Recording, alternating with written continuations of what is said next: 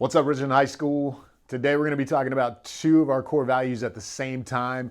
They're very similar to one another, but there's a distinct difference between the two. So you'll see more as we get going into it. But the first one that we're going to talk about is determination, and the second one we're going to talk about is resilience. A lot of people use these words interchangeably, but I'm going to try to break it down for you so you'll understand why we elected to use these two particular words as two of our core values. So the most basic way I can describe it is that determination is the reason why you start something.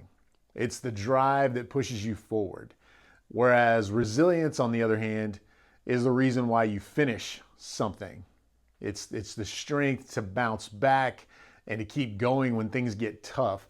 Those are two very different skills, right? A lot of people start things, but they don't finish well. And that's why we decided to use both of these as core values, even though they sound very similar and people use them pretty interchangeably all the time.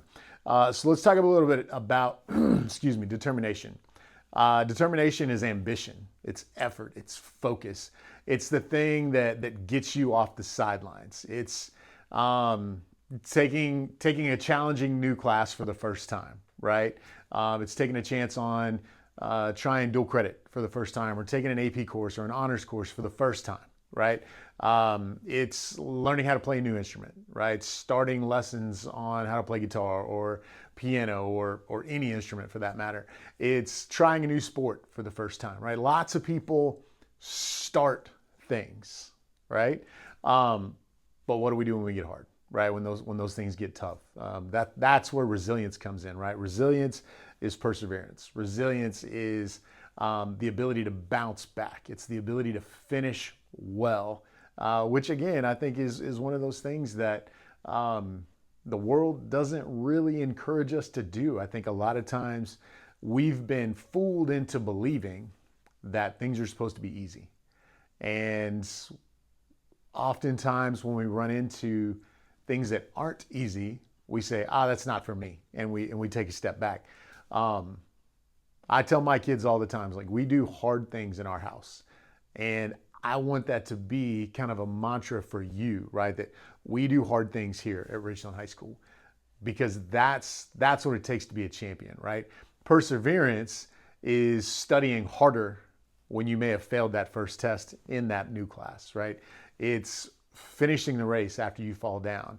It's continuing to practice playing guitar even though your fingers are in pain because you haven't developed calluses yet. Side story here, just off the top of my head. When I was a freshman in college, I decided I want to learn how to play the guitar. I went to the store, bought a guitar, bought a VHS tape to learn how to play. So you guys can talk to your teachers about what a VHS tape is if you're not familiar. And I sat down and started learning how to play a few chords. And a few weeks into that, my fingers were killing me. I sat it down and didn't touch it for another year. That was a terrible example of resilience, right? I started something because it's something that I always wanted to learn how to do, but I didn't finish well at the time. Thankfully, a year later, I had a bigger purpose and I picked it back up and learned how to play. And it's been a big part of my life since then. But had I not found some resilience later, I wouldn't have that piece of me. So those are some examples. It's that ability to stay positive through setbacks, because it's real easy when hard times come to get negative. It's real easy to lean into the negative. But resilient people can find a positive, can find a way to stay excited even though things are difficult, right?